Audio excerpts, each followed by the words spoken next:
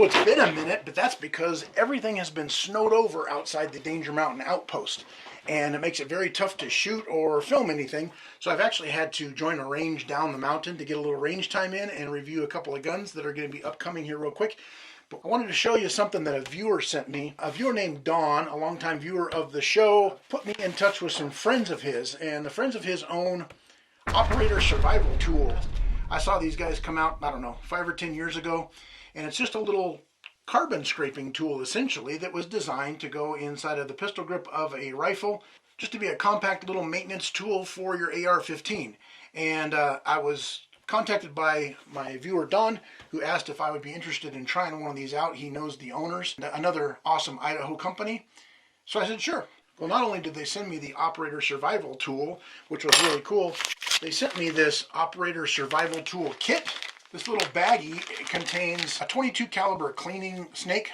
It contains a small version of their operator survival tool. It contains a tube of battle-born grease fortified with PTFE. It's the best. It's designed to cinch down nice and tight and have a little maintenance kit that goes up in the pistol grip of your AR-15. But in the box, they sent me all kinds of cool stuff. Operator survival tool makes these very cool little stencils. And these stencils can lay on top of any old sheet of cardboard, and we all have tons of cardboard laying around. Well, I've got a template now that allows me to spray paint my own IPSC targets right there onto the blank sheet of cardboard and use up some what would otherwise be garbage laying around the house.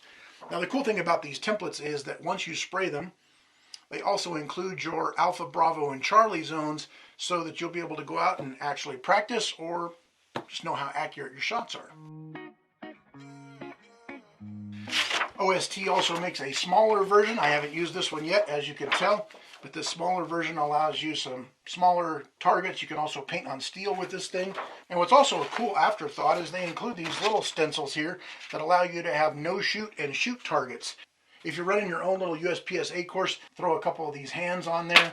And if you like to designate your bad guy, of course he's always holding the gun, you use this Glock shaped one and spray paint your own Glock right there on the cardboard. These things are kind of cool. I found them a little easier to use if you tack the back of them with just a little bit, a very light dusting of Super 77 spray adhesive. They tend to sit nice and flat. OST also included a little pack of their shape stencils. This little package of stencils comes with all kinds of squares, rectangles, circles of all different shapes and sizes. This also can come in super handy for spray painting little target areas on cardboard. And the thing I found the most useful, I took a bunch of my ammo cans yesterday and I spray painted them matte black. I kind of want to uniform all my cans and make them a little easier to read so I get a better idea of what I've got here in the studio.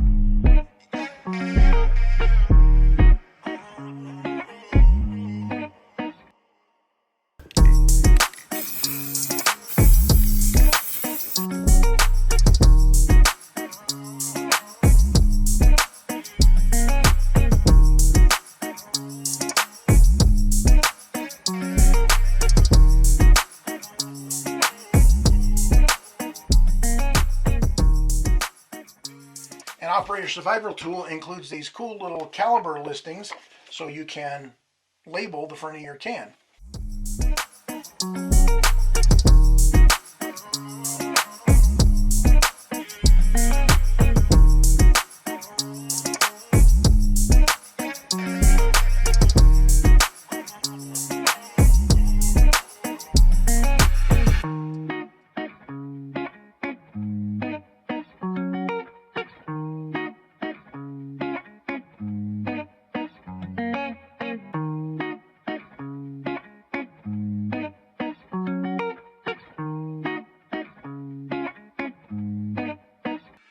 So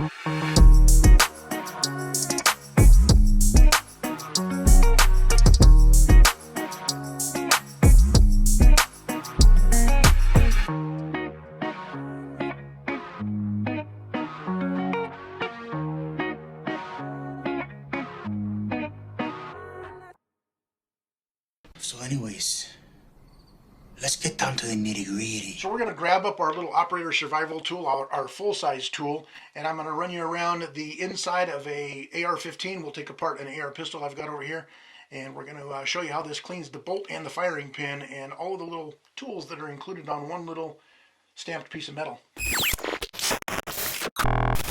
Okay, we're going to work on the SIG P400. This is the SIG's 11.5-inch pistol version of the SIG M400, which used to be my duty rifle. We're going to remove the bolt.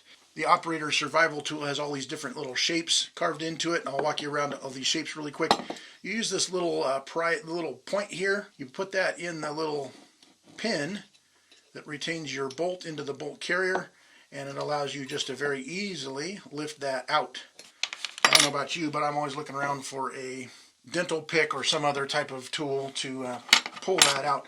Once that's out, we can remove our dirty firing pin. Don't ever let that thing get that dirty. And then we can turn and remove our cam pin.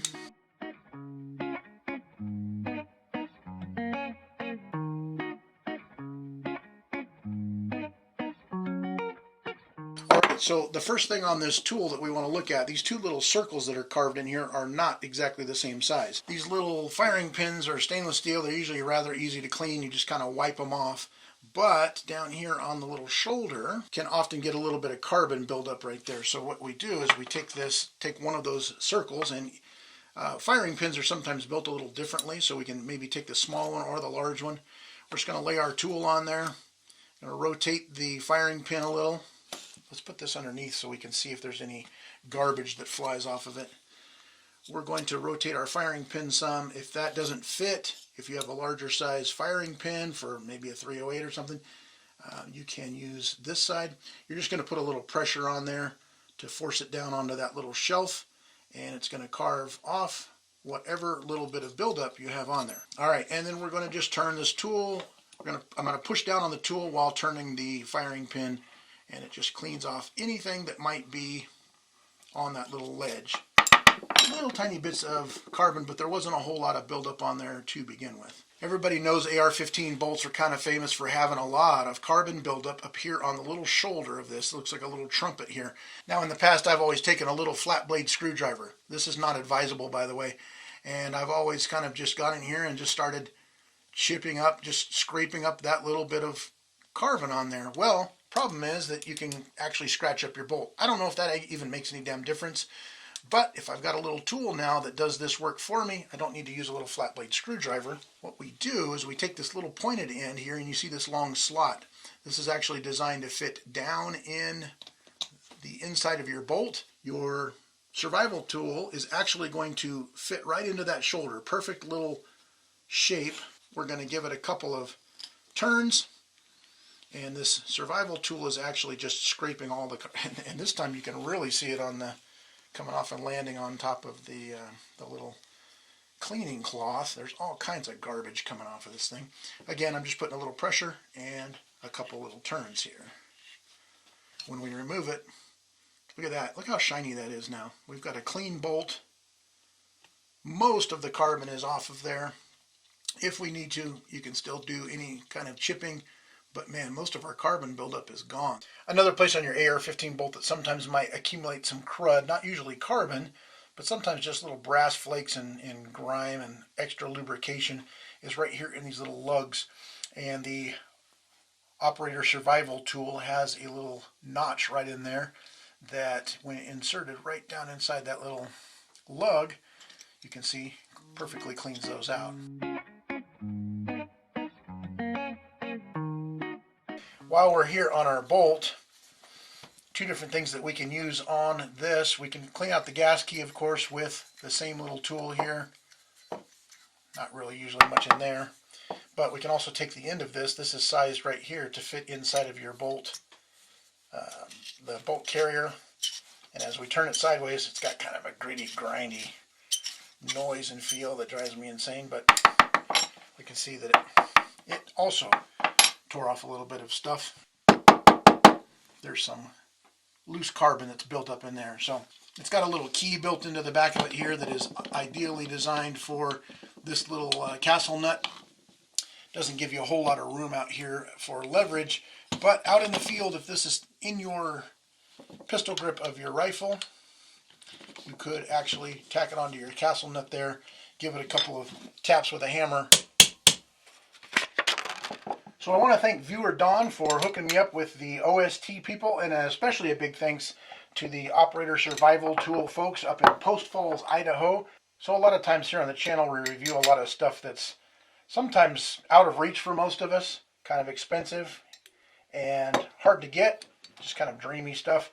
But stuff like this Operator Survival Tool, cool little stuff that you can get, and you can have it this afternoon, and everybody can afford it. It's a very affordable, useful little tool that I think you guys are going to like. All right, I've got to go dig myself out before I can head home. You guys stay armed out there whenever and wherever you can.